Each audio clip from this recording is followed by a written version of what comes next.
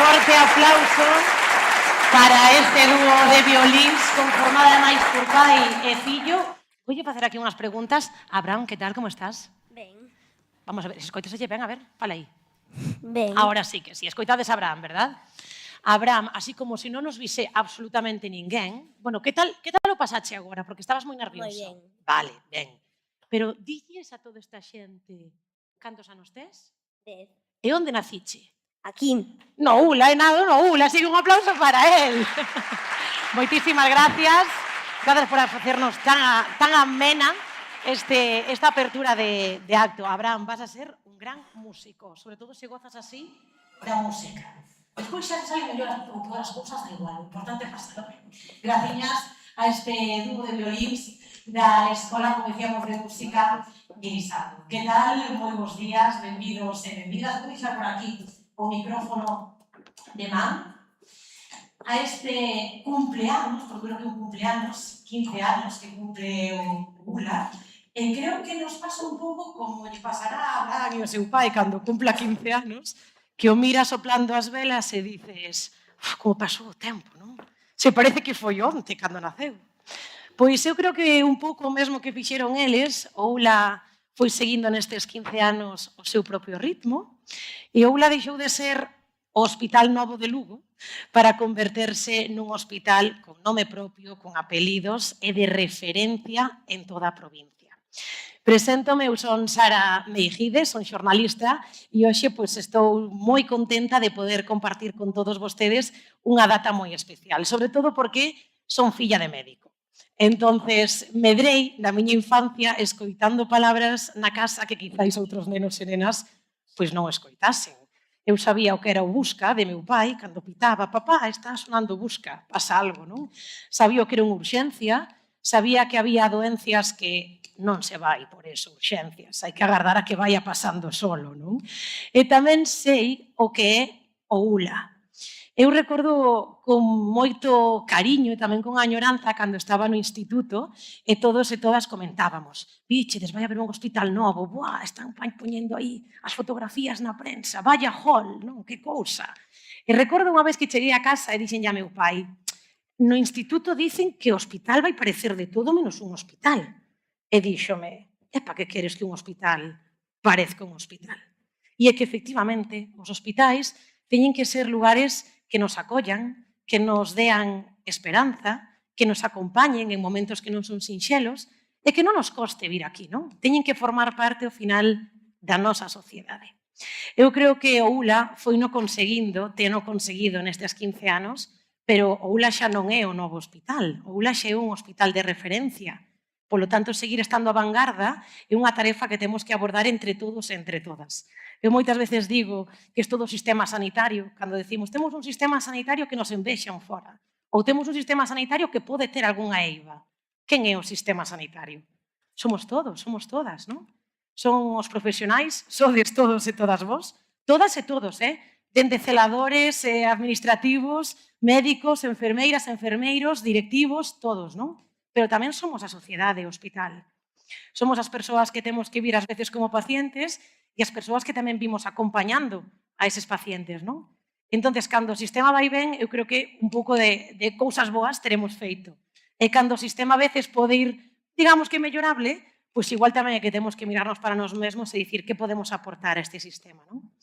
O ULA leva 15 anos, eu creo que traballando para ser parte deste sistema sanitario público moderno, humano, innovador. Isto non quere dicir que hai que ser conformistas, non? Hai que mirar o futuro e, además, desafiálo, non? E ser ambiciosos. Ata onde queremos chegar, ir marcando obxectivos e intentar irlos, conseguindo, non? Eu creo que é a clave de todo. O ULA hoxe vai celebrar estes 15 anos de recordos, 15 anos que nos levan ao presente e 15 anos que nos proxectan cara ao futuro. Nestes 15 anos pasou absolutamente de todo. Eu creo que, sen dúbida, se hai algo que o marcou, foi a pandemia, non? Estaremos todos de acordo nisto. Eu era desas persoas que saía tamén ás 8 da tarde a aplaudirvos a todas e a todos, pero creo que nunca seremos capaces de asimilar todo o que vos pasachedes. Por moitas reportaxes que fagamos e entrevistas que vos deamos, non vai ser suficiente para vivir das nosas peles o que vos sí que vivichedes. Todo un desafío. había días que supoño que compartiríades a mesma sensación que os que estábamos nas casas, que era este túnel tan escuro non vai albergar nunca luz, non? Era horrible, nos medios de comunicación cada día unha cifra superior ao día anterior. Dicías, ti, isto non ten futuro? Pois sí que houve un futuro, e para mostra, un botón. A última vez que celebramos un aniversario do ULA, levábamos máscaras. Reuníamonos en burbullas e falábamos coa ollada. Celebrábamos 10 anos nun tempo que puxo todo a proba. Un tempo no que a saúde deixou de ser algo abstracto e pasou a ser o centro de todo. A pandemia foi un punto de inflexión. O lugar onde nos quedamos e tamén onde empezamos a escribir unha nova historia. 15 anos despois da súa apertura, o ULA segue aquí. Máis forte, máis experimentado, cunha certeza clara. A sanidade non se detén. El ULA para mí es mi casa. Una cosa de la que me comenta mucha gente cuando vienen aquí a trabajar es que les llama mucho la atención la buena relación que hay entre profesionales y entre los servicios. La forma de trabajar en algunas cosas se diferencia respecto a otros hospitales. Yo creo que aquí hay un modelo de gobernanza en el que participa la gerencia, la dirección asistencial en colaboración con los servicios, que los servicios se han subido a esa forma de trabajar y una apuesta general por trabajar en muchas áreas de forma diferente a lo que se hace en otros hospitales, apostar por la relación con atención primaria, la integración de los procesos, que es diferente, yo creo, en general a como se hace en el resto de Galicia. Ser un hospital novo foi unha vantaxe, pero ser un hospital con experiencia que non queda atrás e que segue a vanguarda é hoxe unha responsabilidade. Hemos apostado por nuevas tecnologías y nuevas instalaciones como un PET, un biplano, nuevas zonas de investigación. Bueno, pues de cara al futuro, tanto adaptarnos a las nuevas tecnologías como hemos estado haciendo, como también un poco ganar en seguridad. Lo que hemos visto, por ejemplo, el año pasado con el apagón famoso de todos los hospitales, de todas las instalaciones, pues bueno, ahí sí que es un reto que tuvimos, pues estar al día en ese tipo de instalaciones de emergencia. Pero medrar non é só crecer, tamén é consolidar servicios. Una de las cosas que hemos empezado en el último año, más o menos, juntos, oncología y nosotros, hematología, es el programa de administración domiciliaria de citostáticos con hospitalización a domicilio, de tal manera que estos pacientes que tienen que venir con mucha frecuencia a poner el tratamiento aquí en el hospital de día, pues el hospital se lo lleva a su casa. Hemos mejorado mucho al tener un sistema de información del laboratorio unificado de todos los laboratorios de toda el área sanitaria, que nos permite además intentar avanzar hacia un sistema que nos gusta, que es la coordinación con otros servicios. El laboratorio se coordine con otros servicios médicos de atención al paciente. También con vosotros, los otros servicios, estamos intentando unificar el área sanitaria, que no sean 3 hospitales como tales, sino que sea un único servicio, en nuestro caso nosotros desde urología, y que con la llegada de la nueva tecnología estamos intentando que da igual el código postal que tenga, que sea igual en un sitio que en el otro. En oncología en los últimos años hemos incorporado nuevas técnicas de diagnóstico molecular, que creo que fue la revolución diagnóstica en los últimos años. Esto nos permite incorporar terapias dirigidas, inmunoterapia, terapias con anticuerpos conjugados, anticuerpos biespecíficos que también estamos empezando a utilizar. Y esto fue una revolución tanto diagnóstica como terapéutica que hemos incorporado en los últimos años. Cuidar o presente, aprendendo do pasado e proxectándose cara ao futuro. Lo que ha sucedido con el ULA es que ha madurado aprendiendo de profesionales, aprendiendo de pacientes, aprendiendo de retos. La pandemia ha sido un reto para nosotros importante y lo celebramos con el 10º aniversario. Y aprendiendo hemos conseguido y seguimos consiguiendo ser un referente, ¿no? Porque gestionar el conocimiento es muy necesario para atrapar y atraer el talento, ¿no? Es necesario y fruto de esto se acreditan cada vez más especialidades que forman a profesionales que necesitamos, que necesita el futuro para afrontar los nuevos retos, ¿no? Un hospital que sabe o que é conxugar a calidade en primeira persoa. Recoñecido tanto dentro como afuera. En nuestro hospital aunamos calidad, tecnologías y humanización como un hilo conductor que nos ha llevado a certificarnos en seguridad del paciente, en prevención de riesgos y a tener un compromiso con la excelencia en los cuidados, con la implantación de guías de buenas prácticas. Entendemos que la enfermería es un hilo conductor que está presente a lo largo de todo el proceso de salud-enfermedad en la vida de las personas. Por eso para nosotros es tan importante tener las nuevas tecnologías que efectivamente suponen un apoyo y un adelanto para muchas de nuestras actividades, pero sin olvidar que detrás de cada técnica o de cada proceso que realizamos hai unha persona que necesita ser acompañada e cuidada con humanidade. O mellor deste camiño percorrido durante 15 anos foi facelo en compañía, sempre atopando unha mantendida. El ULA es el centro de la red asistencial que tenemos en el área sanitaria y para nosotros es fundamental la relación que tenemos con la atención primaria, tanto la derivación de pacientes de atención primaria como sobre todo mantener la continuidad asistencial y de la misma forma esta continuidad asistencial la queremos mantener, la llevamos trabajando y la vamos a seguir trabajando con los 2 hospitales que tenemos en el área. Después de 15 años creemos que tenemos que crecer. Todo lo que es ligado a la actividad ambulatoria, tanto diagnóstica como terapéutica, en todos los procesos asistenciales complejos, en aumentar la cartera de servicios fundamentalmente en complejidad y también seguir manteniendo una relación muy estrecha y ser el puente que permita realizar todo lo que podamos en nuestra área sin necesidad de trasladar pacientes a otras áreas y dando soporte también a los hospitales de Mariña y de Monforte. O ULA naceu como un hospital novo, moderno, punteiro, pero 15 anos despois, ser punteiro xa non é unha condición herdada, é unha decisión.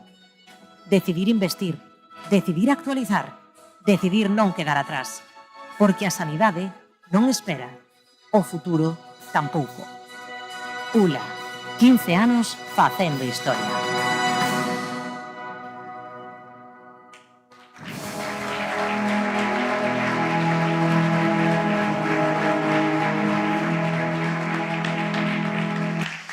Sí que houve un despois e vaya despois. Voulles pedir precisamente que me acompañen nestas sillas a persoas que saben o que é traballar por e para este hospital, para que dun xeito desenfadado poidamos comentar un pouco que foron estes 15 anos, que proxectos e que retos temos cara ao futuro, así que voulle pedir a Rocío González, facultativa especialista en cirurxía, a Francisco Carballada, o xefe de servicio de alergoloxía, a Ramón Ríos, facultativo especialista en cardioloxía, a Luisa Fernández, enfermeira supervisora do Servizo de Farmacia, e a Carmen Lence, directora do Grupo Lence en representación da sociedade civil, que me acompañen nesta mesiña. Ímonos ir sentando, se vos parece, un pouco por orden, sí, por orden de chamada, sobre todo para que os compañeiros técnicos podan abrirnos o micrófono cando nos vaya tocando falar.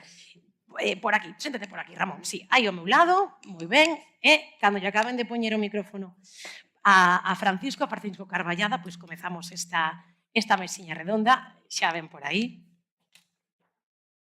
Esta charla, como vos dixen antes tamén, pois entre amigos, entre amigas. Aquí creo que vos coñecedes prácticamente todos e todas, non? Mais ou menos, que máis ou que menos xa nos poñemos todos cara.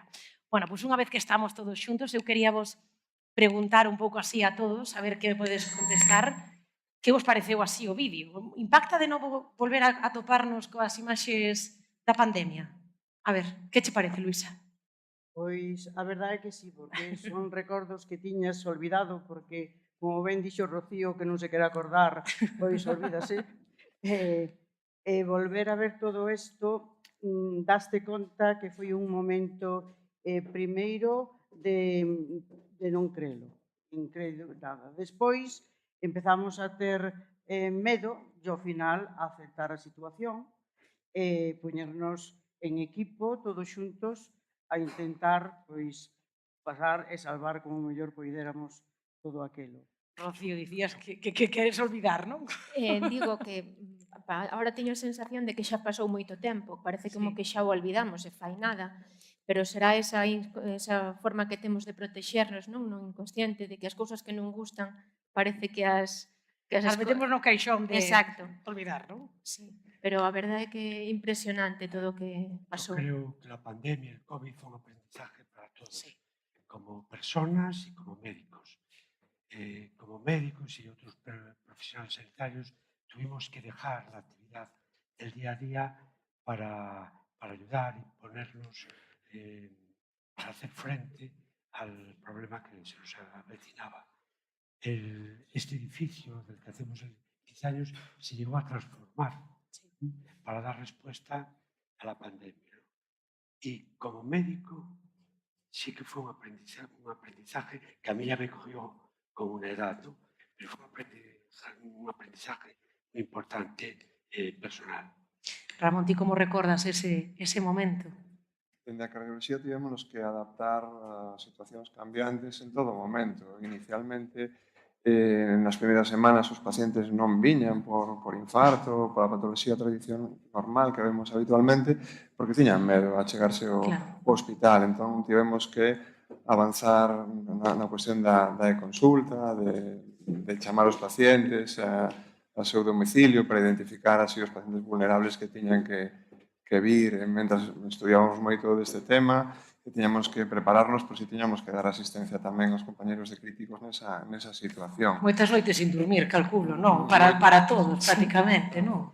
Había que irse adaptando porque a situación iba cambiando en cada momento, porque despois sí que viñeron os pacientes e viñan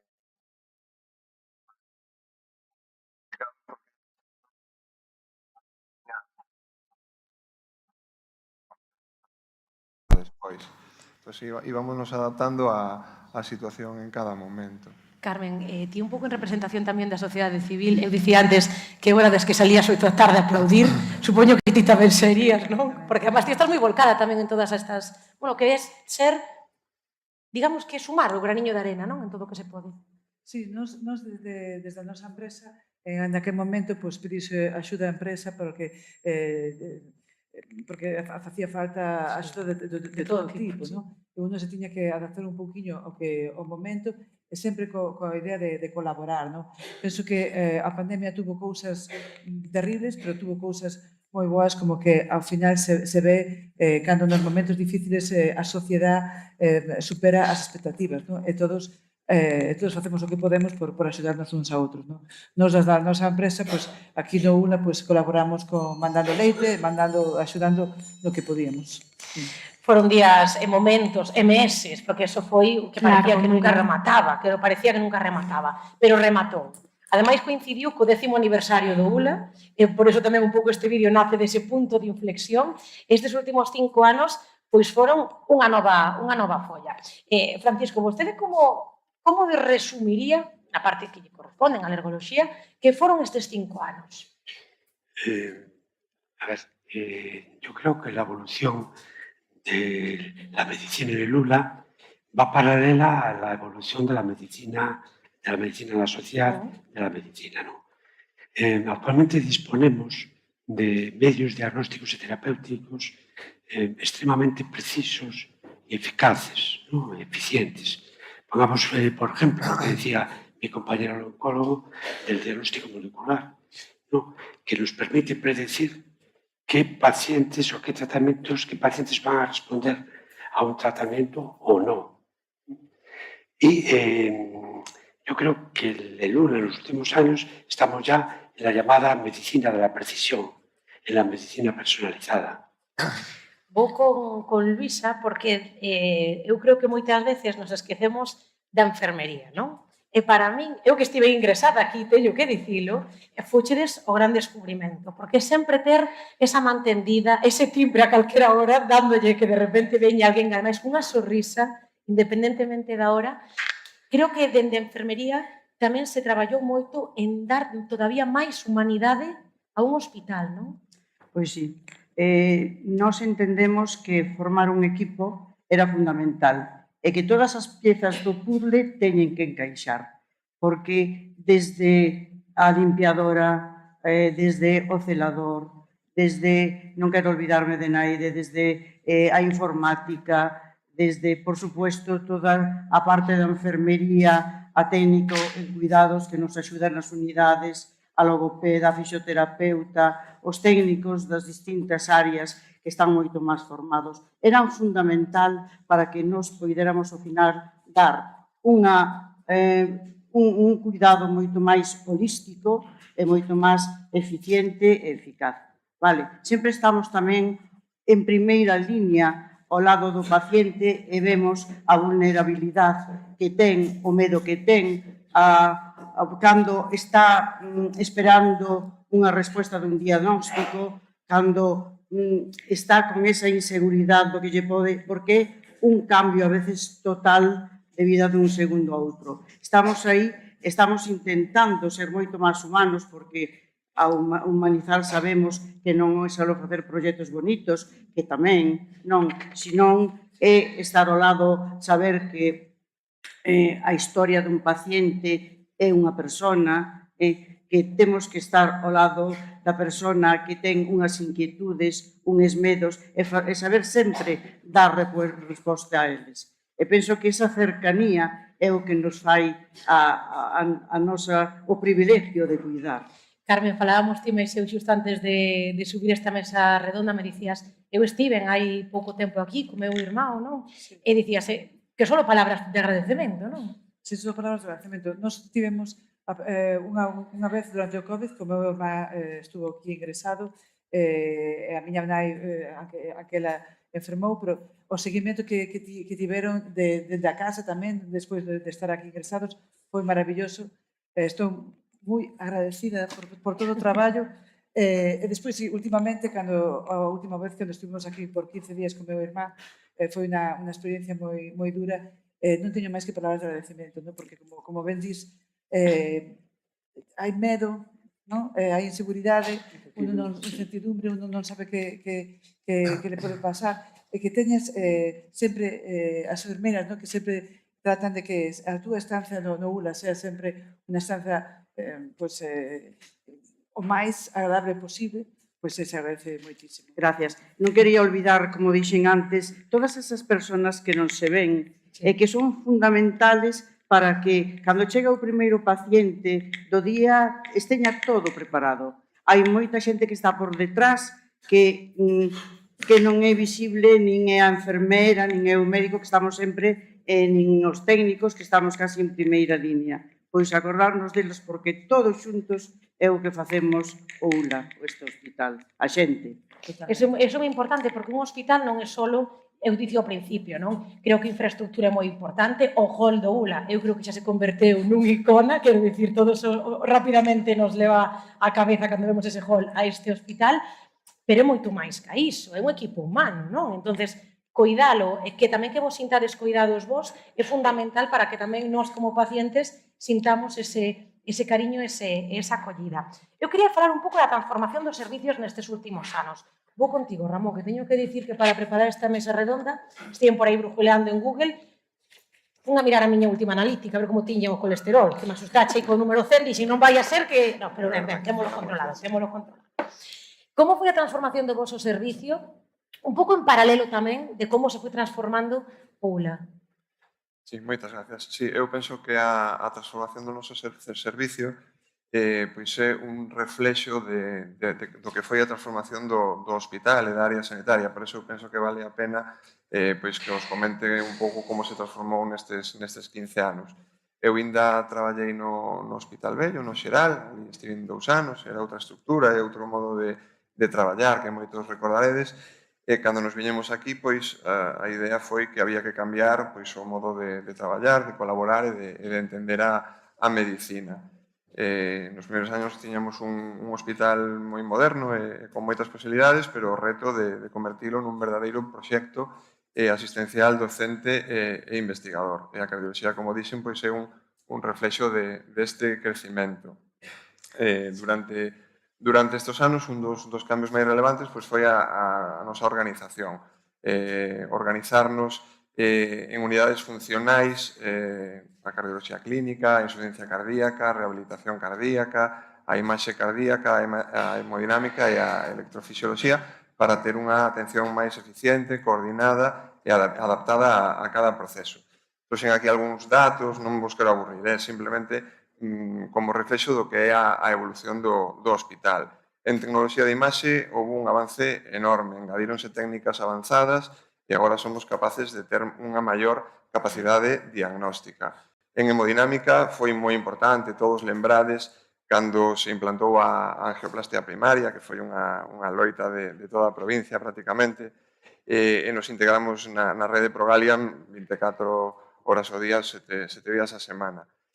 Tamén, recentemente, fomos engadindo novos e cada vez máis complexos procedementos, como o implante das prótesis transcatétera TAVI, ao máis reciente, pois levamos xa cerca de 50 implantes sin complicaciones maiores. Na unidade de arritmias, un enorme desarrollo. Estudios electrofisiolóxicos cada vez máis complexos, novas técnicas de ablación, implantamos todo tipo de dispositivos e sistemas de monitorización remota. Podemos seguir aos pacientes nas súas casas. A unidade de insuficiencia cardíaca ten unha gran relevancia porque é unha unidade multidisciplinar. Temos consultas médicas e enfermerías específicas, un hospital de día, unha estreita coordinación con atención primaria, medicina interna, con unidade compartida, con nefroloxía, unidade cardiorrenal e os nosos centros de referencia autonómicos. Con este modelo, podemos mellorar a continuidade asistencial, optimizar o tratamento e reducir os reingresos e a mortalidade destes pacientes tan vulnerables. En canto á rehabilitación cardíaca, fomos pioneiros na sanidade pública galega, fomos os primeiros en poñer en marcha esta unidade. Esta unidade ten beneficios en supervivencia, pero tamén na calidade de vida e na confianza dos pacientes. Como se dixo xa no vídeo, a atención ambulatoria na nosa área pois ten un papel central, traballouse moi por diante do resto da comunidade. No noso servicio implantáronse consultas monográficas, consultas de alta resolución para nunha soa consulta ter o paciente xa diagnosticado, especialmente a relación con primaria coa e-consulta. Hoxe en día é a vía universal de acceso ao noso servicio, o 100% dos pacientes derivanse desta maneira, de modo que un cardiólogo identifica os pacientes moi vulnerables para que sexan vistos o antes posible. Reducimos moito o tempo de espera para unha primeira consulta. Ademais, o que comentábamos, tamén neso fomos pioneiros na integración funcional dos hospitales de Monforte e a Mariña. Ahora mesmo temos unha única rede cardiovascular coordinada que nos permitiu homoxenizar os protocolos, compartir recursos diagnósticos e garantir unha atención que sexa equitativa para toda a población. Todos temos os mesmos dereitos. Isto fixo toda esta evolución que a unidade de hospitalización hoxe en día atenda a moitos pacientes, estamos sempre nunha situación de sobreocupación pola gran complexidade, pero mantemos uns resultados en indicadores de saúde excelentes. En investigación, tamén hai que citalo, estamos moi activos, participamos en registros, estudos multicéntricos, proxectos colaborativos que nos permiten non só aplicar o coñecemento, senón xenerar coñecemento. Isto nun hospital público é importantísimo, porque investigar non é un luxo. Investigar é mellorar a asistencia dos nosos pacientes actuais e futuros. E o que máis satisfacción me produce é o tema da docencia. Aquí hubo un momento de inflexión que foi cando chegaron os nosos residentes. Eso cambiou a dinámica do noso servicio, manténnos máis actualizados, un servicio con residentes é un servicio vivo. Eso notouno tamén o conxunto do ULA. Ademais, resulta especialmente emocionante ver a ilusión coa que chegan, que nos recorda cando chegamos nós e como se desenvolven profesional e humanamente. Tamén actividade formativa para outros profesionais, outros compañeiros e profesionais sanitarios. Hemos impulsado todo tipo de iniciativas para reforzar a atención cardiovascular máis aló do noso servicio e tamén para a sociedade, mediante actividades de divulgación, redes sociais, porque é nosa responsabilidade promover hábitos saudables e axudar a previr antes de que apareza a enfermedade. En canto a resultados, non vos quero abrumar con cifras, pero basta destacar que a nosa actividade sométese a unha auditoría anual de ámbito nacional que nos evalúa en diversos indicadores asistenciais e nos clasifica en excelencia, adecuación ou áreas de mellora. E podemos sentirnos especialmente orgullosos de que os nosos resultados, pois na maioría dos indicadores, están en niveles de excelencia. E falo de cuestións tan importantes como a mortalidade do infarto, o porcentaxe de reperfusión de pacientes con infarto con elevación de ST, os tempos de acceso ás consultas preferentes ou complicacións asociadas a procedementos. En todos os casos, en categoría de excelencia. Eso, máis alá dos datos, pois falanos de que a nosa área sanitaria recibe unha atención cardiovascular de máxima calidade. Tamén durante este tempo recibimos múltiples premios e distincións, por exemplo, o Best in Class, que nos sitúa entre os mellores servicios de cardioloxía de España pois en 6 ocasiónes nestes anos. Se me permitides unha mención especial, é xusto recoñecer o papel do noso xefe de servicio, que foi impulso e líder de todo este cambio, Carlos. Entón, cando boto a vista atrás, o crecemento da cardioloxía pois é só unha pequena transformación de algo moito maior, que é a transformación dun hospital que se consolidou como un centro moderno, especializado, docente e investigador. E isto pois, non se fai só con ladrillos de tecnoloxía, isto é o compromiso de persoas que fan guardias interminables, acompañan aos pacientes e a súa familia en momentos críticos da súa vida e que traballamos en equipo, porque solos non somos ninguén. Os mellores resultados fanse coa confianza mutua e co esforzo compartido. A medicina seguirá cambiando, chegarán novos retos e estou convencido de que seguiremos crecendo como fixemos ata ahora, apoiándonos no talento, no esforzo e na vocación dos profesionais. Solo podo dar as gracias a todos e feliz aniversario ao ULA. Vamos a darlle un aplauso porque isto merece, non?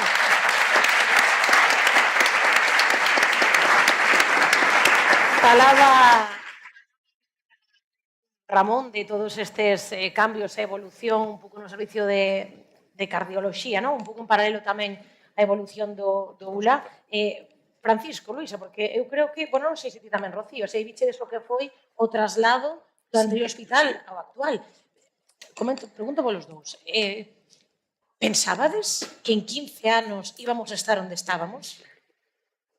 La verdad es que no. Yo creo que la gran transformación de la medicina de Lula es que pasamos de una medicina individualizada a una medicina más colectiva. Hoy vemos pacientes y patologías que tienen como implicación varias especialidades y de ahí se han formado grupos de trabajo, comités por patologías y en el día a día también colaboramos diferentes facultativos y servicios. En definitiva, pasamos de decisiones individuales a decisiones colectivas, lo cual creo que es muy positivo para el paciente. Rocío, dicías tamén que non se imaginaba, non? Semejante cambio en 15 anos. Eu empecé a residencia no Hospital Vello, rematei aquí. Efectivamente, noto un cambio moi importante nese sentido. E comparto o que dice o Dr. Carballada, que creo que un dos retos do futuro é precisamente eso, que temos ahora mismo os servicios son servicios estancos, non? O servicio de cirurxía xeneral, o servicio de alergoloxía, son servicios diferentes. E creo que o que ven no futuro é a forma de organizarnos dunha forma de unidades patológicas multidisciplinares. É dicir, eu, por exemplo, dedico-me a cirurxía digestiva. Creo que un paciente que entra no hospital con un cáncer gástrico non debería de pasar de porta en porta, de consulta en consulta. Debía recibilo unha unidade patológica multidisciplinar de cirurxía esofagogástrica e desde o momento inicial, pois un cirujano, un oncólogo, un anestesista, un nutricionista, unha tan importante enfermera xestora, todos, desde o momento decidamos o plan de ruta dese paciente. Facer unha medicina máis centrada no paciente, na súa enfermedade e non tanto no órgano. Creo que do que pasamos, do que eu empecé na miña residencia no antigo Xeralcalde ao que ven dentro de 15 anos, ese vai ser un cambio importante en que haxa unidades, como pode ser, por exemplo, ahora mesmo a unidade de mama, que xa funciona moi parecido así. Que retos a futuro colocarías ti? Retos a futuro... En xeral no ULA, pero evidentemente en concreto en cada unha das vosas especialidades, claro. A ver, eu pensando un pouco son ciruxana, que vos vou decir, a tecnoloxía é fundamental, pero creo que a tecnoloxía sola non é a solución. O sea, o máis importante do futuro somos as persoas que traballamos aquí. Entón, creo que o futuro é o humano máis o tecnolóxico, non o humano versus o tecnolóxico. Insisto, para un cirujano a disponibilidade que teñamos hoxe en día de ter robots, de que teñamos inteligencia artificial, planificación 3D, iso é importantísimo porque ti podes prever complicacións, prever riscos antes de que sucedan, todo iso axuda moito na mesa de quirófano, como axudou fai 20 anos cando empezou 25 anos a laparoscopia. Entón, toda esa tecnoloxía é fundamental, pero as persoas que utilizamos esa tecnoloxía somos moi importantes porque non van a tecnoloxía non vai a sustituirnos a nós. É dicir, nunca vai sustituir a un cirurxán, a un anestesista que maneja unha hipotensión en 3 segundos, a unha enfermera que velle a cara a un paciente e salve que algo non vai ben, ou a ese equipo quirúrxico que, se o caso precisa, está 2 ou 3 horas máis traballando do seu turno porque o caso o require. Entón, creo que ese é un dos grandes retos, poñer en valor os profesionales como personas. E, por suposto, a tecnoloxía, a que hai e a que... Un camiño xunto. Claro, creo que é un camiño xunto. Despois, creo que é moi importante no aspecto cirúrxico adoptar os protocolos de recuperación intensificada, os protocolos fast track, porque todo iso o que permite é que o paciente pois se recupere moito antes. Eu recordo cando era residente no Xeralcalde, ao mellor facías unha cirurxía maior e o paciente estaba 2-3 semanas ingresado. Hoxe, ao mellor, as 48-72 horas está indo para a súa casa, sen dolor, tolerando, movéndose, movilizándose. Eso ven por adoptar eses protocolos que vemos que os pacientes melloran e recupéranse antes. É moi satisfactorio para eles tamén a cirurxía mínimamente invasiva, é parte de todo isto, claro. E unha cousa que creo que é fundamental e que se lle debe dar moita importancia de cara ao futuro é a sostenibilidade do que facemos, a sostenibilidade do quirófano. Creo que é unha responsabilidade de todos reducir a huella de carbono das cirugías. Temos que ser máis contidos co que gastamos, co consumo, e facer que a sanidade e o quirófano sexa máis sostible. Luisa Veña, vou contigo. Que retos a futuro nos colocamos? Bueno, da enfermeiría. A nós xa nos supuxo un reto importantísimo pasar. Eu empecé no ano 81 no antigo hospital, a trayectoria foi moi larga, 40 e pico anos. Entón, noto moito a diferencia. Pasamos de non ter apenas nin bombas de perfusión, contábamos gotas, a pasar agora cunha tecnología puntera, incluso a inteligencia artificial. Estou moi de acordo con Rocío que, efectivamente, o importante, a parte da tecnoloxía, é a parte humana. Nos, desde a parte de enfermería, hemos avanzado en docencia, investigación, especialización, hai moito máster xa dentro do hospital, posgrado, e temos xa algunhas doutoradas en enfermería. Eso significa que nos vimos que a técnica non era o importante. O importante era saber por que se facía a técnica, evaluala, prevenir antes de facer calquer cousa, e para iso fan falta conocimientos e investigación. Entonces, nos gustaría hacia o futuro máis equipos multidisciplinares donde se tuveran en conta a enfermeira, xa o personal de enfermería, por supuesto, porque como estamos moito ao lado do paciente, sabemos cada segundo o que lle está pasando. Despois, se me permites, quixera hacia o futuro eso, que cuidaran máis de quen temos proxectos a largo plazo, que quero dar gracias tamén á dirección e á gerencia porque se implican eles. Entonces, innovamos, pero sei que sempre fai falta alguén que este detrás apoyándonos e levándose a cabo. E sí que quería decir que desarrollar máis as nosas competencias, reforzar o traballo interdisciplinar, como dixen antes, e cuidar de que nos cuiden e avanzar na humanización, porque, lógicamente, queremos preservar unha sanidade pública accesible, segura, sostenible e centrada na persona. Carballada, que reto nos poñemos de cara aos vindeiros, polo menos outros 15 anos. Suscribo totalmente lo que han dicho mis compañeras de mesa. Es decir, que yo desde que soy médico, lo que siempre he tenido muy claro, que hay que tratar enfermos, no enfermedades. Y volviendo un poco al tema que plantea ella, de la docencia y de la investigación, nuestra actividad, digamos, se reparte en la actividad asistencial, que es la principal actividad, lógicamente, la docencia y la investigación. En los últimos años, la cantidad de estudios trabajos na revista Santesada se ha multiplicado exponencialmente en cualquier especialidad, sea médica o quirúrgica, ¿no?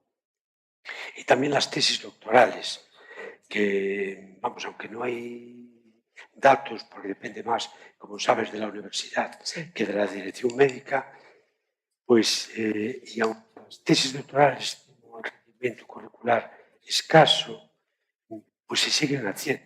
Con el tiempo, por ejemplo, en mi servicio de 7 facultativos se han hecho 3 tesis doctorales y un par de ellas que están en fase de doctorando. Y en relación a la docencia, decir que en el 2010 entraron estudiantes para la formación especializada aquí 27 y este último año han entrado ya 75. Caray. De los cuales 30 son médicos de familia, que con la falta de médicos pues es algo... Buena noticia, sí. Es una buena noticia. Ahora lo que nos falta, y es lo que tenemos que hacer todos, que cuando acaban la especialidad se queden aquí. Que se queden en Lugo. Que para eso se forman aquí. Claro, un aplauso, ¿no? Un pouco este alegato a quedarnos nun hospital de referencia nunha cidade maravillosa en unha provincia que é super, sempre direi, unha das máis ricas de toda Galicia por todos os contrastes que temos. Doctor Ríos, que nos poñemos de obxectivo nos vindeiros 15 anos, veña? Por pedir... Está todo dito, non? Un pouco suscribo que dixeron os compañeiros, compaxinar o humano co tecnolóxico e coa sostenibilidade do sistema, romper as barreiras entre servicios. Nós levamos tempo traballando nesto, pero me parece fundamental seguir impulsando proxectos multidisciplinarios para abordar patoloxías comuns e non barreiras estancas, non? Ambulatorizar o máis posible, hai moitas cousas que se poden facer sin ingreso, tamén levamos tempo neso, pero podemos darlle un pulo, cada vez temos que ir máis hacia eso, que non sexa necesario estar no hospital para tratar os pacientes. E dimensionarnos en todos os aspectos a medicina de hoxe en día. En algúns aspectos pues, estamos dimensionados ao que facíamos hai uns anos e, como vos dixen, cambiamos moito. Xa non só poñemos stents, que poñemos TAVIs, xa non só poñemos marcapasos, que facemos ablacións complexas. Entón, tanto a nivel humano como tecnolóxico, témonos que adaptar a unha nova situación. E xa para finalizar, Carmen, un pouco como representante da sociedade civil, que mensaxe che gustaría para pechar esta mesa redonda, lanzarlle tamén á sociedade con respecto do ULA? Bueno, pues yo como usuaria y como ya te he dicho, yo he tenido algunos de los momentos más difíciles en este edificio, algunos de los también más alegres también en este edificio, y realmente en una organización como esta, como en una empresa, al final sí podemos tener un edificio fantástico, una tecnología puntera, pero al final lo importante es la gente, ¿no? La gente que está detrás. Y como bien decías tú, desde el celador, la señora que hace la limpieza, hasta el médico con la tecnología más sofisticada, ¿no? Y es gracias a ellos que pueden hacer la experiencia de los pacientes, de gente como cada uno de nosotros, porque cada uno de nosotros puede acabar aquí, a veces posiblemente la lucha más importante de tu vida, ¿no? Porque muchas veces se viene aquí a luchar por mantener la vida, ¿no? Y cuando uno está en una lucha tan importante, tener a tu lado gente que te hace sentir que no estás solo, que estás acompañado, pues puede hacer toda la diferencia del mundo. Y como usuaria y como persona que ha estado aquí sufriendo con sus familiares, pues sencillamente yo creo que en mi nombre y en el nombre de la sociedad lucense daros las gracias de todo corazón por el trabajo que hacéis, que es absolutamente admirable. Pues un aplauso para ellos, Carmen Lence, Luisa Fernández, Ramón Ríos, Francisco Carballada y Rocío González. Gracias por compartir con nosotros este minutiños neste 15 aniversario. Gracias de verdade. Ademais que os médicos, a mí encántame de repente poñeros así en apretos destos de ter que falar, a ver se se poñen tan nerviosos como a nós que non temos que ir ás consultas, que nós tamén nos poñemos nerviosos, xa vos digo que sí. Graciñas. Graciñas se pode decir xa vos o sitio.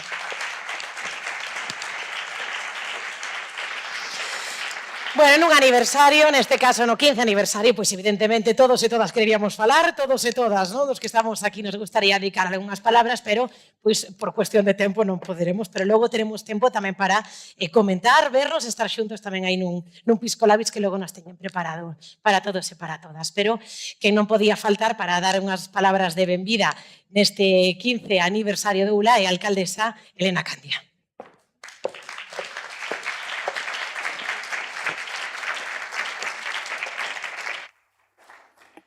Moi bo día a todos. Moi brevemente, en primer lugar, pois agradecer que se me convide a este aniversario, nomeadamente o xerente, tamén as representantes das áreas de Burela e de Monforte, con afecto tamén saúdo o delegado da Xunta e o conselleiro, e moi especialmente pois a todos vós. Cando se cumplen anos é inevitable pois pararnos a reflexionar e analizar un pouco de onde viñamos e a onde chegamos, non?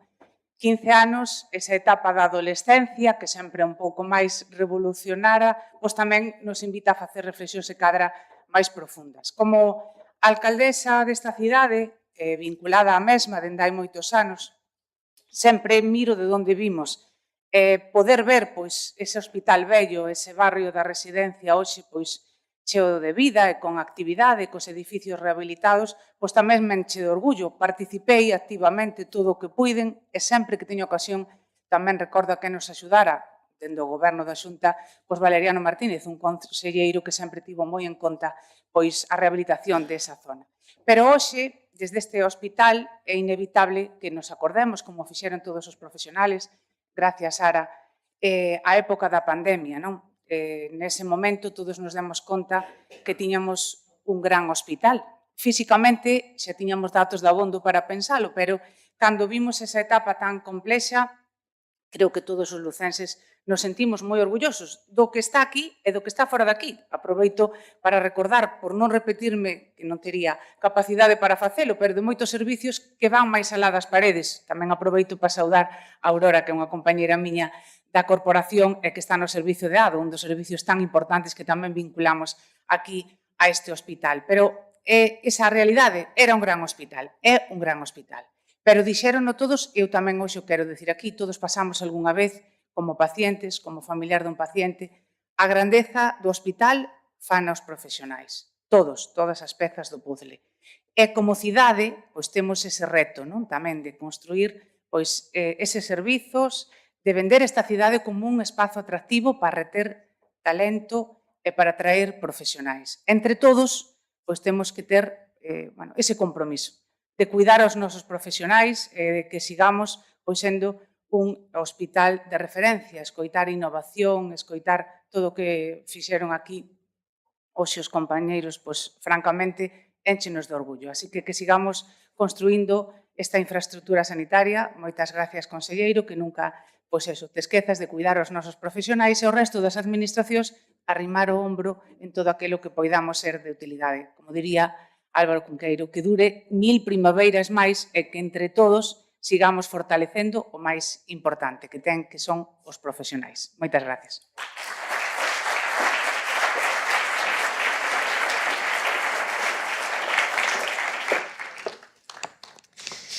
Bueno, imos chegando xa ao ecuador deste evento, deste acto. Eu dicía ao principio que para mirar cara ao futuro hai que irse poñendo obxectivos. Isto nos pasa tamén cando comece un ano novo, non? En xaneiro de 2026 todos queremos empezar a facer cousas e cambiar moitas cousas. Pero que nos din os profesionais? Obxectivos realistas e obxectivos que se poidan conseguir con traballo, con esforzo e con perseverancia. Así que, xerente Ramón Ares, benvido, suba a este atril e presente esas liñas estratégicas, ese plan Somos ULA 2030. Un aplauso para él.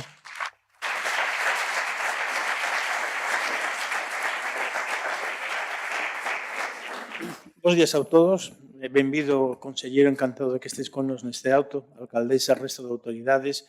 Moitas gracias a todos por acompañarnos neste acto tan importante para nós e tamén moitas gracias a todos os profesionais que aparte da actividade diaria podedes estar aquí este cachiño da mañán para disfrutar e para celebrar este 15º aniversario. Este 15 aniversario. Dixeronme que non dixera 15º, que é 15 aniversario, co cual corrixo, este 15 aniversario. O Hospital Universitario Lucus Augusti cumpre 15 anos desde a súa apertura, alá por 2011, e 15 anos funcionando.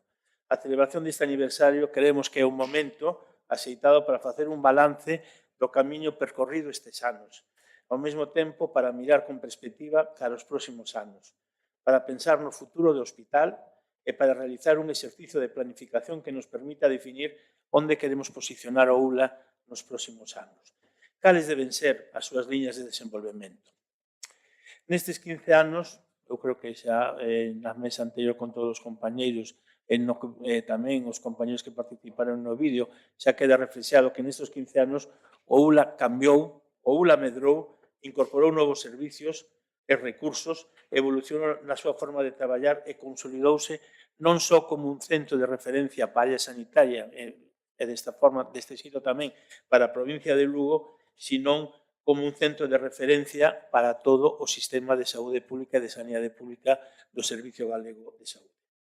Esta experiencia acumulada permítenos coñecer mellor de onde vimos, que é fundamental de onde vimos, para ter claro e estar ben posicionados para onde queremos ir e como queremos evolucionar. Cal é a situación de que partimos, identificar os retos que temos por diante, orientar as decisións que temos que tomar, definir o camiño que debemos seguir para continuar mellorando a organización, a asistencia e os recursos e o equipamento necesario que temos que ter para cumprir estes obxectivos e estes fins. Ademais, os próximos anos obríganos a seguir adaptándonos ás novas necesidades asistenciais, que todos conocemos que son cambiantes, que é moi distinta a demanda asistencial que temos e como se presenta e como temos que dar resposta a esta demanda asistencial. Con estes propósitos nace un documento que lle chamamos Somos ULA 2030, un plan estratégico que quere servir como folla de ruta para orientar a evolución do hospital nos próximos anos. É un documento aberto, pensado para ordenar prioridades, definir liñas de traballo conxuntas e axudar a tomar as decisións cun obxectivo claro. Consolidar a marca ULA, a forma de traballar neste hospital e que queremos seguir consolidando e que nos identifica a todos nós. Unha maneira de entender a asistencia baseada na coordinación, na capacidade de resposta, na innovación, na proximidade ao paciente e na búsqueda continua da excelencia, creo que é un dos requisitos e que está no noso ADN como organización sanitaria que temos que estar buscando continuamente esta excelencia. Somos ULA 2030 foi elaborado coa colaboración dos profesionais que son a verdadeira armazón deste hospital. Grazas á súa experiencia, ao seu coñecemento e ao seu compromiso, podemos percorrer estes 15 anos e con eles quixemos e queremos deseñar tamén o futuro do ULA.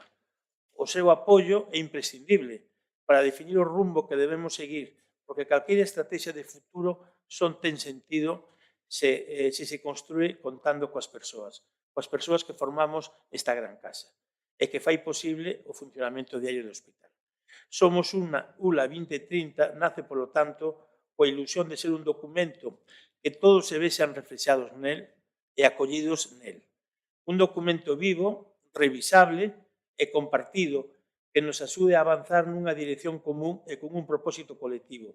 Seguir facendo do ULA un hospital máis resolutivo, máis áxil, máis coordinado e máis preparado para responder ás necesidades da sanidade do futuro. Porque todo isto témolo claro e todo isto é ser ULA. En definitivo, o que queremos presentar neste acto, e como parte importante do mesmo, é a presentación pública deste plan estratégico que, como digo, chamámoslle ULA 2030 e que fomos desenvolvendo estes últimos meses e que hoxe queremos presentar. Temos claro os retos de cal é a situación de partida e cales son os retos, despois de reflexionar moito, de cales son os retos que nos definen e que temos que dar resposta a estes retos. Temos unha población envellecida, temos que dar soporte e asistencia sanitaria á población de toda a área sanitaria e unha das súas características fundamentais o envellecemento tan grande que temos e un número tan importante de persoas maiores. Isto implica que a cronicidade e a multimorbilidade sea pois a causa fundamental de asistencia que temos que prestar. Isto ten que facernos cambiar de paradigma e non olvidarnos, lóxicamente, dos procesos agudos. Eu creo que, como todo o sistema sanitario, somos bastante excelentes e sabemos facelos ben, pero ir cambiando o paradigma a xestión da cronicidade e da multimorbilidade, estruturando e adaptando as organizacións, a institución a este proceso. Falouse de que temos unha dispersión territorial moi amplia, unha población moi dispersa nese territorio. Unha das características nosas é que temos que garantizar a equidade e a accesibilidade, co cual temos que traballar para garantizar a accesibilidade e equidade tendo en conta a dispersión da población que temos. Temos unha presión asistencial fundamental que sabemos que está aumentando e que se presenta de forma distinta. Temos que dar resposta a esta presión asistencial, é un dos retos que temos por diante. E, lóxicamente, non podemos facer isto sin profesionais. Entendemos que a atracción dos profesionais, as dificultades que podamos ter neste momento para ter todo o talento que necesitamos e todos os profesionais que temos que ter é un dos retos fundamentais que tamén temos que ahora mismo e que con este plan estratégico entendemos que temos que dar resposta a todo isto. Isto fai, que este plan estratégico ten nos permitir e que creemos que é necesario para avanzar cada un modelo asistencial máis integrado e coordinado que sea capaz de garantir a continuidade asistencial e ofrecer respostas máis eficaces ás necesidades da poboación. O obxectivo xeral, en parte, eu creo que da conversación que mantivos agora cos compañeiros, saliron xa moitas das cousas que se veñen recollidas como obxectivo neste plan, pero definimos como obxectivo xeral definir e estruturar un marco estratégico que oriente o futuro do Hospital Universitario Lucas Augusti, reforzando o seu posicionamento como un hospital público de referencia a través da consolidación dun modelo asistencial integrado, resolutivo e orientado a resultados en saúde. Facer o que realmente crea valor e importante para o paciente. Aquí ten cabida e ten que dar resposta á excelencia clínica e á búsqueda da excelencia, á coordinación asistencial que foi repetida en numerosas ocasións por todos os compañeiros, ao plan de humanización dos que fomos pioneiros e desenvolverse neste hospital, o primeiro plan de humanización integral dos hospitais de Galicia, seguir avanzando neste programa de humanización e, lóxicamente, a xestión do dato. Que os datos nos sirvan e que os resultados de saúde nos sirvan para tomar decisións. Daí, con o objetivo de cumprir estes retos identificados, e tamén, nace este plan estratégico, este Somos ULA 2030. O proxecto empezamos a traballar nel, eu creo que a volta do verán en setembro, outubro do ano pasado. Primeiro fixemos unha reflexión no equipo directivo, se aproveitando a circunstancia de que este ano celebrábamos o 15 aniversario da apertura de ULA, se era un momento para facer esta reflexión e para ver cales son as líneas estratégicas por onde ten que ir o hospital nos próximos anos. A partir de aí, tuvimos varias sesións de traballos, definíronse algunhas líneas estratégicas que nacen do equipo directivo, pero que queríamos avalar, evaluar e ver e testar coa organización se realmente o que estábamos proxectando nós ou que creíamos nós era realmente o que nos decían os compañeros, os profesionais, que era por onde tiñamos que ir. E sí que, máis ou menos, tuvemos un grupo de traballo con mandos intermedios donde sí analizamos e evaluamos estas líneas estratégicas que se propoñían por parte do equipo directivo, máis ou menos testamos que íbamos por o camiño e coincidíamos na definición destes eixos estratégicos, implementouse algún máis. Isto despois fixose sesións multidisciplinares con máis de 70 profesionais donde se traballaban cada un destes eixos e onde se determinaban accións que había que facer en cada un deste eixo, e unha vez con unha proposta de plan, si que se fixo e estuvo exposto na rede, na internet do hospital, para que participaran todos os profesionais dando a súa opinión sobre as líneas estratégicas que se planteaban, sobre as accións concretas que definían cada línea estratégica ou algunha outra cosa que nos pudiéramos olvidar, e para iso conseguir unha participación aberta de todos os profesionais.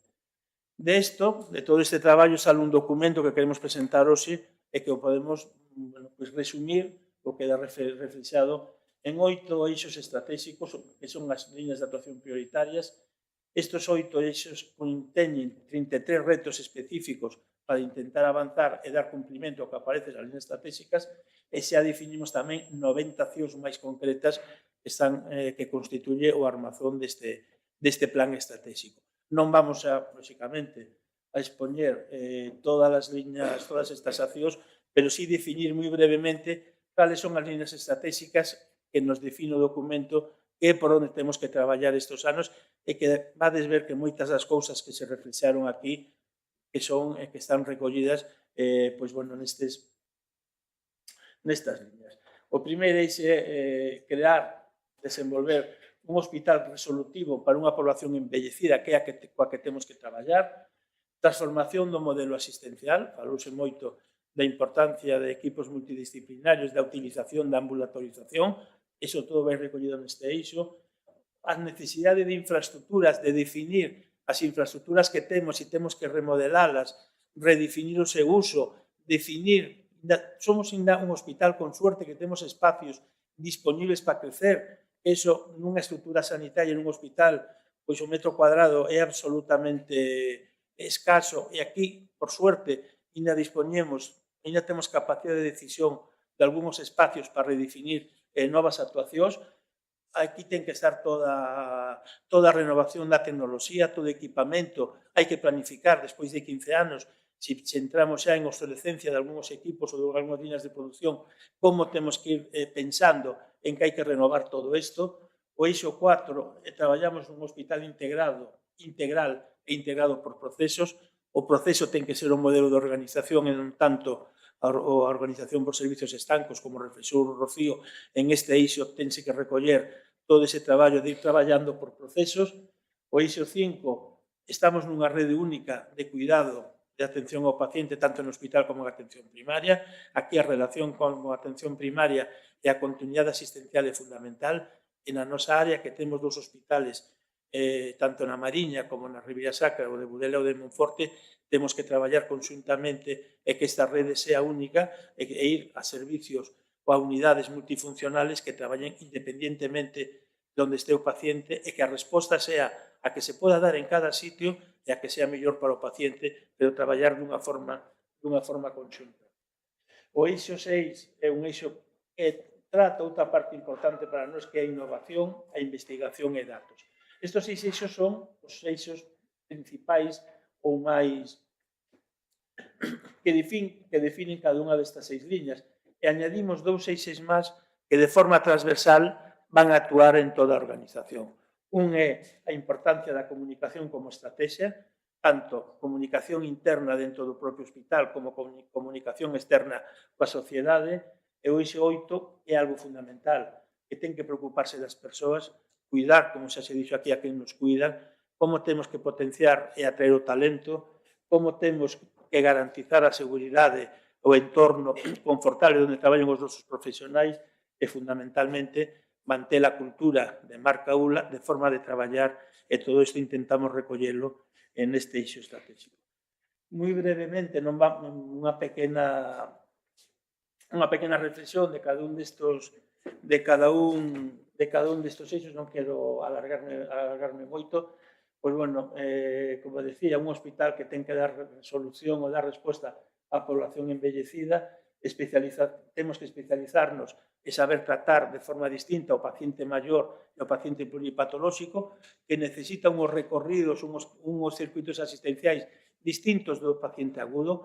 O temos moi traballado no paciente agudo e temos, como decía antes, cambiar o paradigma e intentar dar resposta ás necesidades do paciente maior, frágil e pluripatolóxico, ter rutas, como digo, asistenciais para esta flexibilidade, a xestión basada no conocimiento e nos resultados de saúde, incorporar estes resultados á toma de decisións é fundamental, e isto ten que pivotar en servicios clínicos, e aquí en todos os servicios teñen que traballar, pero posiblemente pola súa complexidade, pois poda de forma multidisciplinar, hai algúns servicios que entendemos que teñen que liderar este tratamento do paciente complexo, do paciente pluripatolóxico, como por poñer un exemplo, inda que todos teñen que traballar, como poda ser medicina interna ou psiquiatría, que serían a columna donde descansaría a acción destas accións para pacientes crónicos e pluripatolóxicos.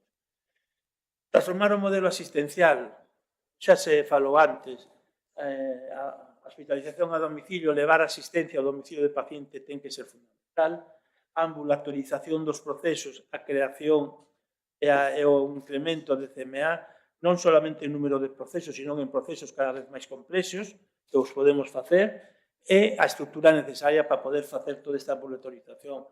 A utilización de técnicas de comunicación e da informática, de novos sistemas de comunicación como é a telemedicina e o seguimento remoto, que xa estamos a facer, pero que temos que profundizar moito nestas ferramentas e, lóxicamente, como tamén se dixo na mesa anterior, ter hospitales de día robustos, potentes, que nos permitan, con estruturas paralelas á hospitalización, resolver cada vez máis problemas máis complexos sin a necesidade de que o paciente quede ingresado e que poda ir ao seu día ou facer o seguimento posterior na súa casa. O eixo 3, cando falábamos das infraestructuras, pois é iso, rediseñar os espazos que temos, infraestructuras que nos sirvan como palanca de transformación, que a propia infraestructura, igual que o hospital novo, cando nos trasladamos fai 15 anos, un hospital novo, unha estrutura nova, permiteu e foi unha palanca para cambiar a forma de traballar e de concebir a organización, pois queremos insistir nesta liña estratégica que é fundamental. Revisar todos os circuitos e tamén creemos que temos que ter espacios donde, cando pensemos nos espacios que necesite os profesionais para traballar dunha forma máis cómoda, dunha forma máis multidisciplinar e non dunha forma tan estanco. Eu creo que tamén temos que, no cambio de organización por procesos que o futuro vai a ir por aí e vamos a ter que facelo, pensar tamén que os espacios son importantes para poder dar resposta a isto. E neste eixo ten que estar toda a renovación tecnolóxica, considerar que 15 anos de equipamiento e de diseño técnico, pois en algún momento hai que ir pensando o que hai que manter, como hai que evolucionar ou como temos que ir cambiando pois estas estruturas. O eixo 4 é un hospital integral e integrado orientado a procesos, creo que xa falamos un pouco desto. A organización ten que basarse nos procesos asistenciais, e temos exemplos, como dixo Rocío, de equipos xa multidisciplinares que é por onde temos que ir, homoxeñizar os circuitos asistenciais e xestión por resultados en saúde e incorporar a opinión do paciente, que é fundamental. E saber o que añade valor é realmente o que é importante para o paciente. E temos que centrarnos fundamentalmente en todas aquelas tarefas e todos aqueles procesos que añaden valor para o paciente. O eixo 5 é o que fala, é o que ten que traballar toda a relación con a atención primaria, é un continuo asistencial entre o hospital e a atención primaria. Aí temos modelos xa moi desenvolvidos de derivación, como é o proxecto Hermes, de continuidade asistencial, como son os hospitales de día de proceso, modelo que tamén estendemos ao Hospital de Monforte e ao Hospital da Mariña, que non teñen volta atrás e que están dando un resultado moi importante na comunicación e na derivación de pacientes, e, sobre todo, traballar con criterios clínicos, que é fundamental. O sistema de cuidados ten que ser único, o modelo de seguimento ten que ser compartido cos dous niveles asistenciais, determinar cal é o rol que ten que definir en cada modelo asistencial e facelo dunha forma, como digo, continuada e aproveitando todos os recursos que temos. En este, igual que en outros eixos, a incorporación de novas tecnoloxías, sobre todo de comunicación, que teñen que vir non para resolver, sino para facilitar o traballo dos profesionais é fundamental. E, lóxicamente, temos que trasladar todas estas líneas estratégicas de organización por procesos en función das necesidades clínicas de cada hospital, non solamente no ULA, sino aplicadas tamén de forma conxunta nos hospitais da Mariña e no Hospital de Monforte.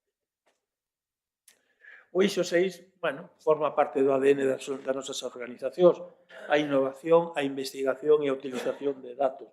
Xestión basada no uso de datos, empezar a desenvolver en ferramentas que estamos empezando a utilizar, como é o proxecto Fénix, de cuadro de mandos integral, con datos non só do hospital, sino da atención primaria, ver cal é a capacidade de desenvolvemento e engadir toda a opinión dos pacientes para a toma de decisións, intentar a innovación organizativa, é dicir, todos os modelos novos que avancen, que sean creativos, intentando aplicalos a nosa organización, e, lóxicamente, desenvolver a investigación, tanto a investigación básica, fundamentalmente aquí ligados á universidade, e a unidade de investigación clínica que temos no ULA, hasta onde seamos capaces, e non seamos capaces de crecer e de creer en eso, vai a depender de nós hasta onde queramos chegar, e fundamentalmente a investigación aplicada e translacional a investigación clínica na práctica diaria no noso hospital.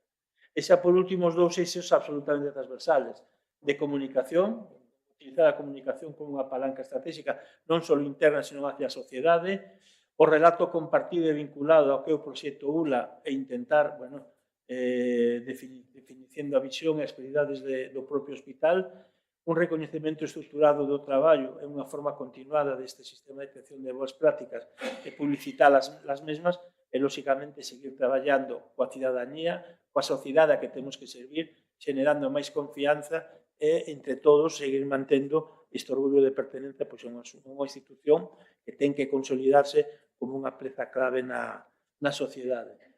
E o último eixo que é fundamental, que é cuidar as persoas, cuidar a quen nos cuida, intentar un contorno de traballo máis seguro con áreas de seguridade, con áreas preventivas, reforzar o liderazgo clínico e profesional, sin profesionais que teñan capacidade de liderar e que tiren do carro, pois vai ser moi difícil poder desenvolver todas estas liñas, o cual as persoas son absolutamente fundamentais, e cultivar, traballar a cultura de orgullo, a marca ULA, e intentar conseguir que o maior número de profesionales podan desenvolver a súa carreira profesional neste hospital, en esta área sanitaria.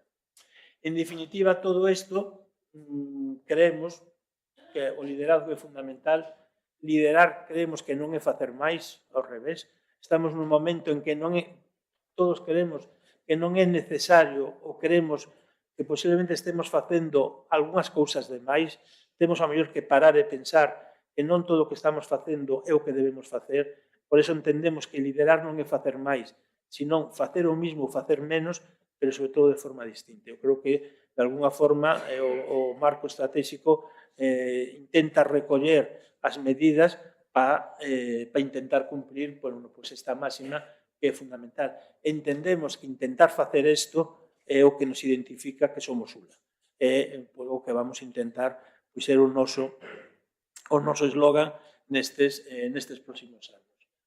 En definitiva, antes víamos os retos que tiñamos que cumprir con este plan estratégico e nós entendemos que tamén estas son as ferramentas ou os pilares que nos van permitir cumprir todo o que aparece recollido neste documento.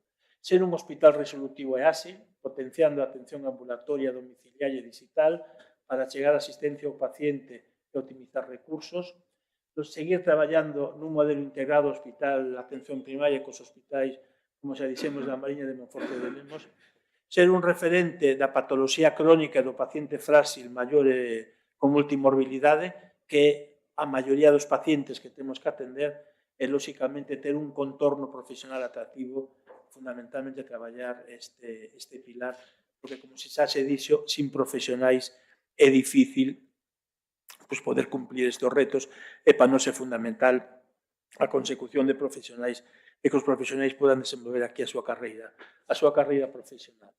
En definitiva, este plan estratégico Somos ULA 2030 o que pretende é definir o camiño por onde temos que percorrer os próximos anos, marcámonos traballos, tareas que temos que facer. Hoxe queremos presentar este primer documento e un pouco para rematar a presentación queremos entregarlle ao conselleiro porque isto ten que estar integrado, lóxicamente, no plan estratégico que ten o Sergas e, de alguna forma, este documento va ben recollido todas as accións e, conselleiro, que queremos entregarche este primeiro documento para empezar a traballar con ele a partir de agora.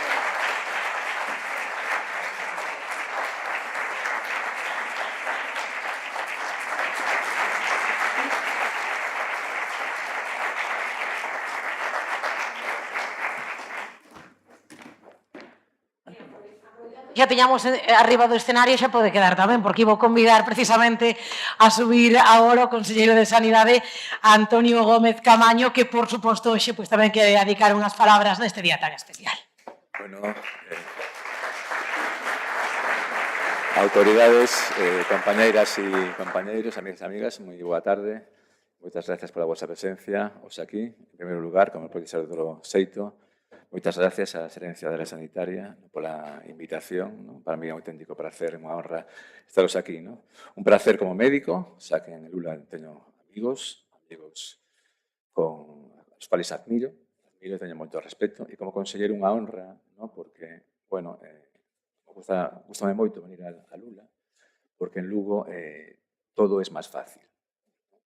Todos os hospitais, todas as áreas sanitarias tienen a súa singularidade, as súas peculiaridades, a súa marca, o seu ADN, e a marca do ULA eu a definiría en 3 palabras, calidez, ilusión e transversalidade. Creo que esas 3 palabras artículanse moi bien en el futuro, que somos ULA.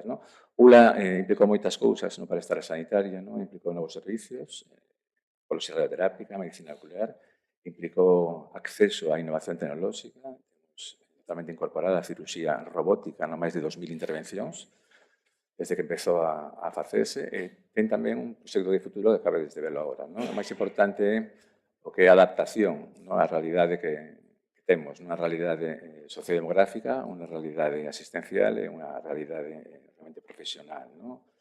Envellecimento, dispersión, polipatoloxía, vulnerabilidade, cronicidade e expectativas. Expectativas tanto dos profesionais como expectativas da poboación. Isto hai que telo en conta. 15 anos de historia, reflictase en datos, máis de 20.000 nacementos, máis de 250.000 cirurxías, máis de 350.000 ingresos hospitalarios, máis de 1,5 millón de urxencias hospitalarias e máis de 6 millóns de consultas. Unha actividade realmente importante. Moito traballo que fan estes 3.700 profesionais que ven todos os días a este hospital e que, sen ninguna dúbida, son o mellor e o maior orgullo da Consellería de Sanidade. Lula é un referente en humanización, é un referente en creatividade, pioneiro en moitas iniciativas, comentaba aquí, o proxecto Hermes, que para mí do mellor que existe na sanidade pública galega, sen ninguna diferencia, todo un exemplo de continuidade asistencial. Primer área con hemodiálisis domiciliaria, se comentou tamén aquí antes, a rehabilitación cardíaca iniciouse en Galicia aquí, en Lugo, e tamén proxectos moi interesantes e moi excelentes a la hora de levar a oncohematoloxía aos domicilios dos pacientes, con a posibilidade de administrar tratamentos na casa dos mesmos. Creo que son cosas realmente importantes. Nada máis, enhoraboa por estes 15 anos, insisto, sodes un orgullo para a Consellería de Sanidade e a seguir facendo o que mellor facedes, que é coidar persoas e construir o futuro. Moitas gracias pola vosa atención.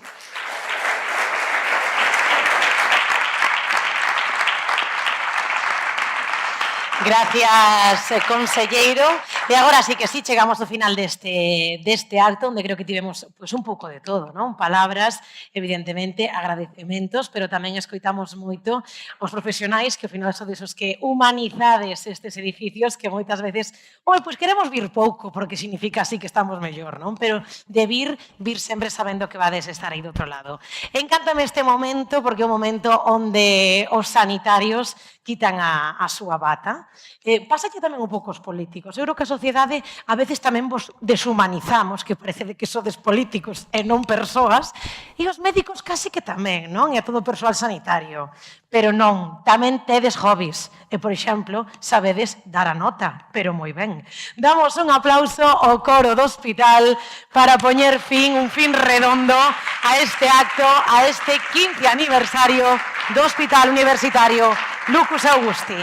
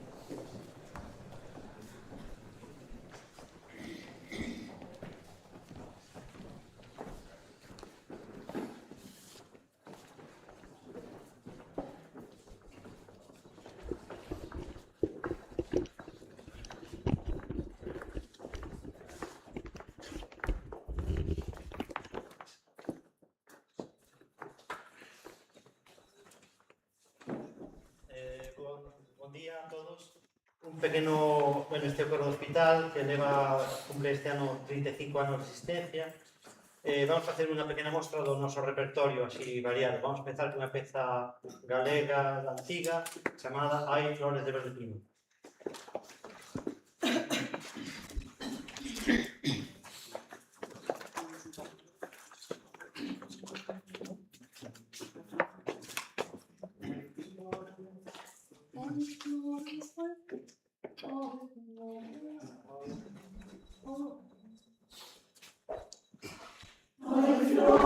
Hay flores sobre el pino, si sabes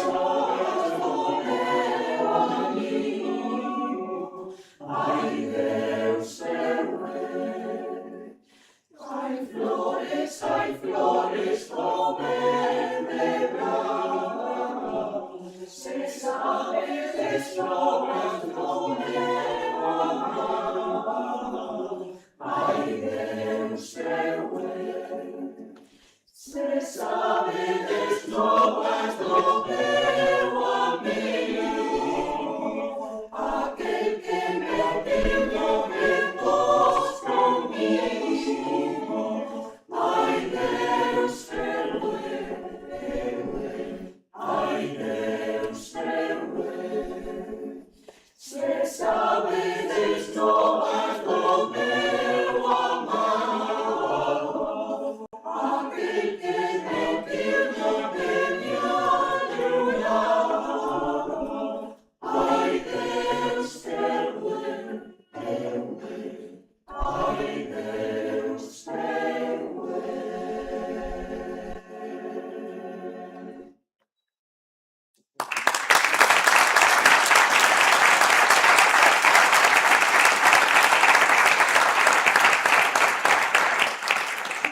Era texto do rei Don Dinís de Portugal e agora outro gran poeta, Antonio Machado, que escribiu aqueles versos de Caminante no camino, esa canción de Xo Serrat. Vamos a facer un arranxo coral.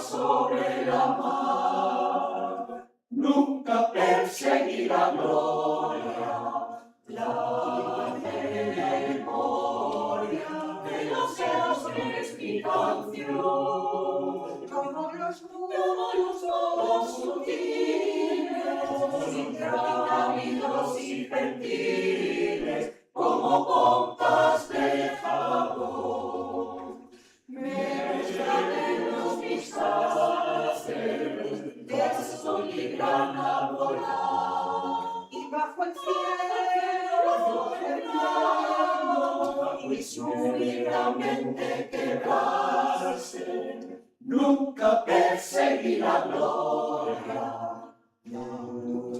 Caminante, son tus huellas el camino y nada más. Caminante, no hay camino, se hace camino al andar. Al andar se hace camino y al volver la vista atrás se ve la senda que nunca se ha de volver a usar. Caminante, no hay camino.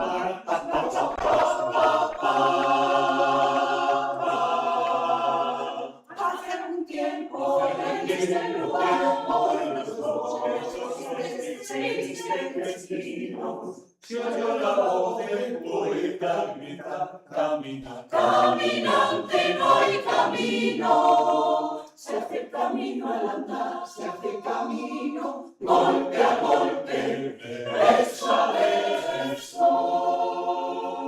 Murió el poeta después de la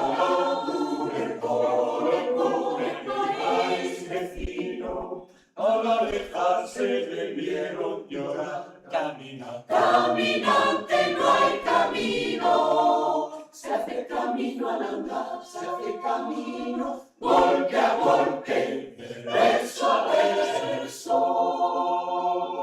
Cuando el jilguero rompe cantar, el poeta es un peregrino. Cuando de nada nos sirve rezar, camina. Caminante no hay camino. Se hace camino al andar, se hace camino, golpe a golpe, verso a verso, golpe a golpe, verso a verso, golpe a golpe, verso a verso, golpe, verso a verso.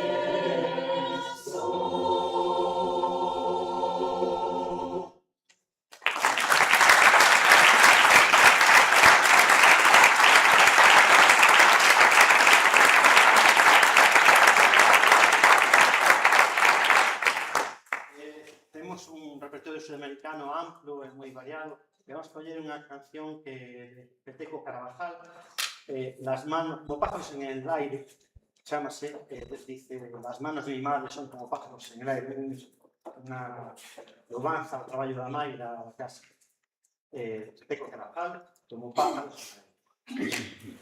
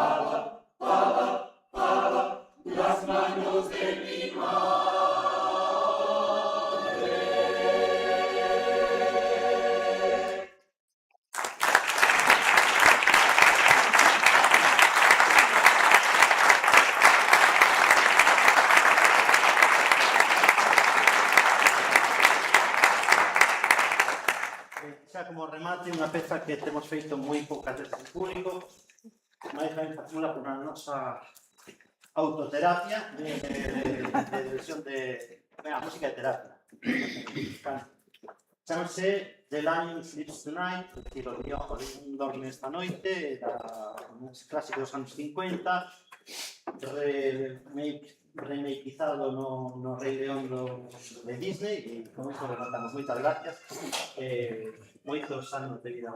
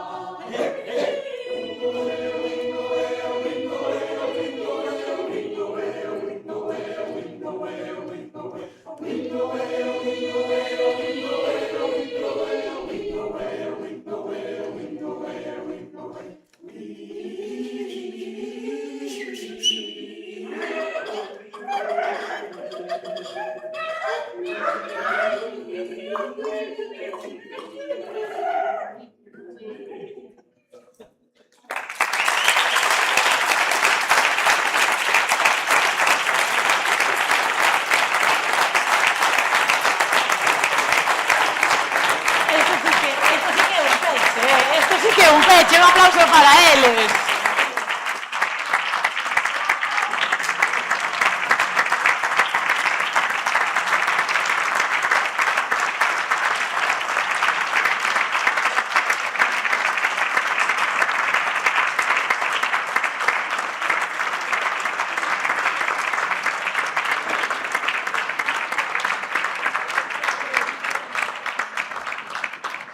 Bueno, hubo un momento que dubidei incluso de lanzarme aquí o coro, porque a verdade é que animada esta última composición, esta última peza. Rematamos, eu creo que do mellor xeito posible este aniversario. Cando hai un cumpleanos, cando hai un aniversario, sempre hai que sacar unha foto para que cando pase o tempo non podamos volver atrás e recordar, sempre o digo, moito cuidado cos looks que levamos, que dentro de outros 15 anos parece que estamos completamente desfasados e decíamos, a ver onde iba eu con esas pintas, pero hai que ter a foto para logo ensinar as xeracións venideiras. Así que facemos unha foto de familia, non sei se queredes subir por aquí o escenario, se queredes facela de aquí para aló, aí xa mandades un pouco os fotógrafos. Que decidides? Que facemos, Paz? Subimos aquí a toda a xente, sacamos dali a foto, como facemos a foto de familia? Que se veñan para arriba, ou que? Sí? Pois veña, para arriba sacar esa foto de familia. para recordar este día, este 15 aniversario do Hospital Universitario Lucus Augusti. Veña.